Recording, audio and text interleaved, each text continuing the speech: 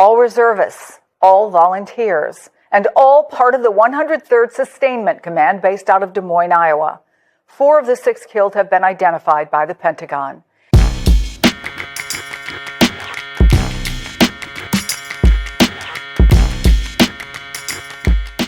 What's up, YouTube? Drill Sergeant here.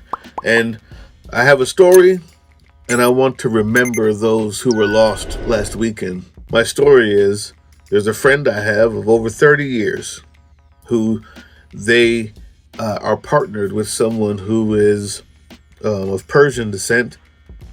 And they were so happy to see that Trump had freed the people,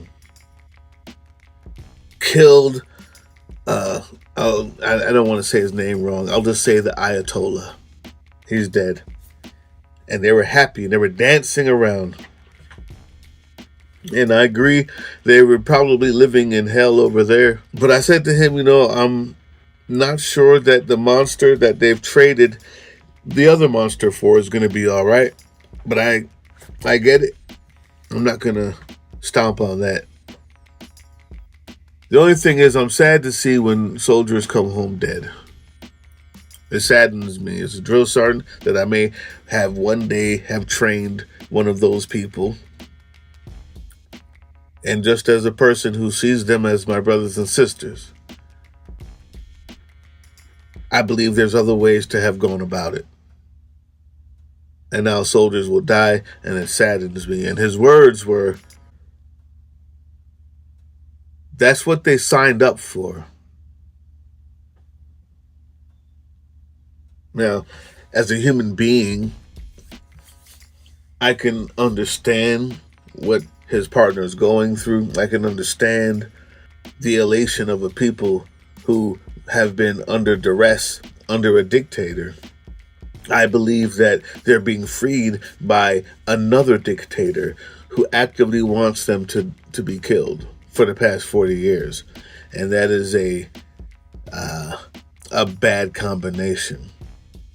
But I never dismissed the life. I felt like he dismissed those lives. But I realized later, he said, and we talked again, he said that he was calling them heroes. That's what they signed up for, turned into, well, I meant that they were heroes. They're the only ones that will do it. You guys are heroes, and included me in this. And I still realized he saw them as heroes and what they signed up for. That's why instead of a human response to someone whose friends might be dying, it was the response of a civilian to G.I. Joe. Citizens get to separate themselves from those, the soldiers. We love them. They're heroes. I couldn't do it. That's right, you couldn't. But they're still friends. Sons, daughters, mothers, fathers, uncles. And although I'm sure that he meant that he saw them as heroes, he saw them as heroes because they were doing what he wanted them to do. It still hasn't sunken in yet that they're people. And that I see them as people, not heroes, not G.I. Joes, and not bylines on a law or a piece of paper that sends them to their fate. And I say all that to say, I think you should see them as people too. And those of you who are not of the ilk, if you haven't served, I know that you respect me. I know you respect what we do. And even if you don't, that's fine too. I'm hoping that in this comment section, though, allow my people to speak. I invited them in, and I want to give them this one.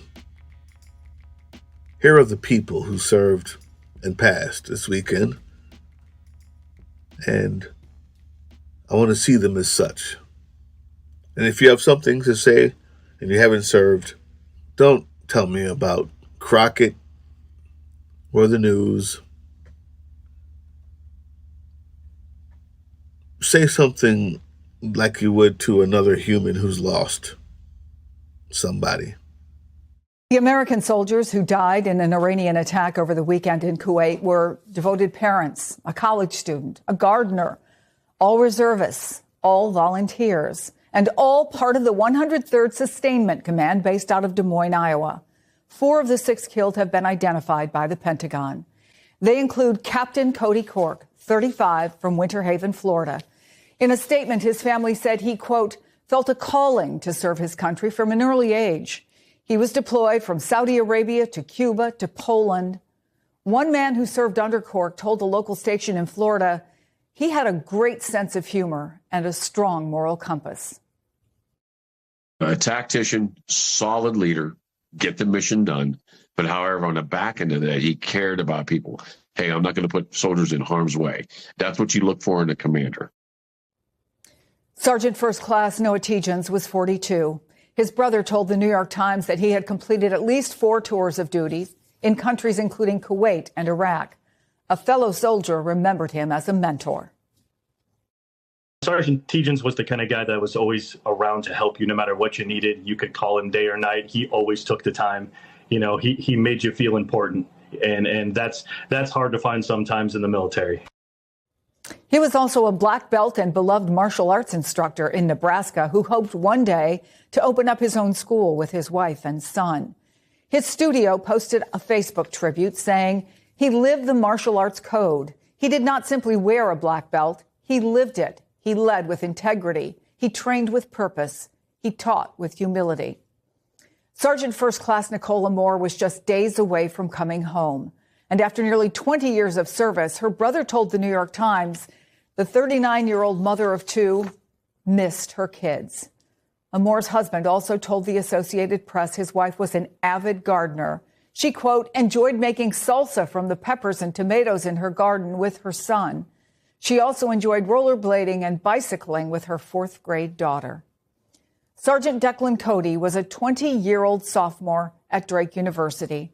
His father tells the AP he talked to him just last week, and he said he'd been recommended for a promotion from specialist to sergeant, a rank he has now received posthumously.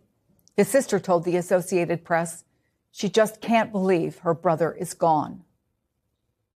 I just really wish I got to tell him I love him one more time because he was just so amazing, and he always in front of everybody just was like really strong. He never let his emotions really show, but I don't know. I can't help but think just he was my little brother, and he was probably really scared even if he didn't want people to know.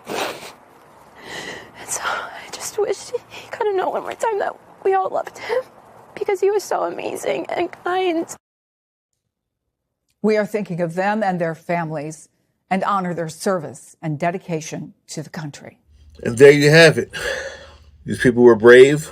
I still believe that when you sign up to fight for your neighbor, your daughter, your son, your mother, your daughter, your sister. You sign up to fight for the people you know, because if you didn't sign up, and if you weren't there, it wouldn't be so hard to attack us.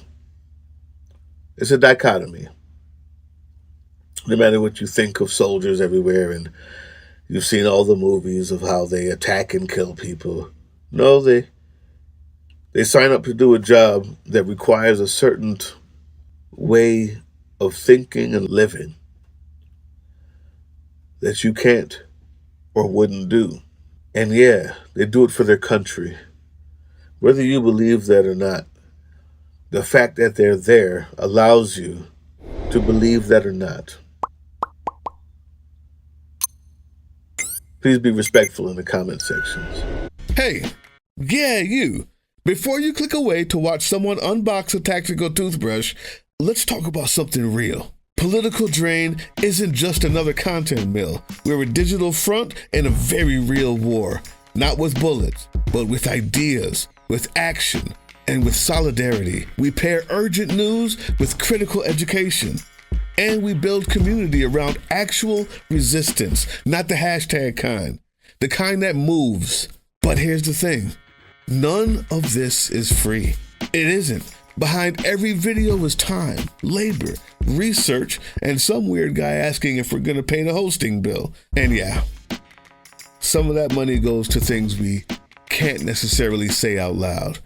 If you know, you know. Let's just say our special ops aren't Call of Duty LARPers. They're people making real moves to protect, uplift, and organize. You're not just funding a channel. You're funding a resistance network in a world where capital still calls the shots. Unfortunately, in a system built on artificial scarcity, even mutual aid has a price tag. And if we want to grow, if we want to win, we need your help.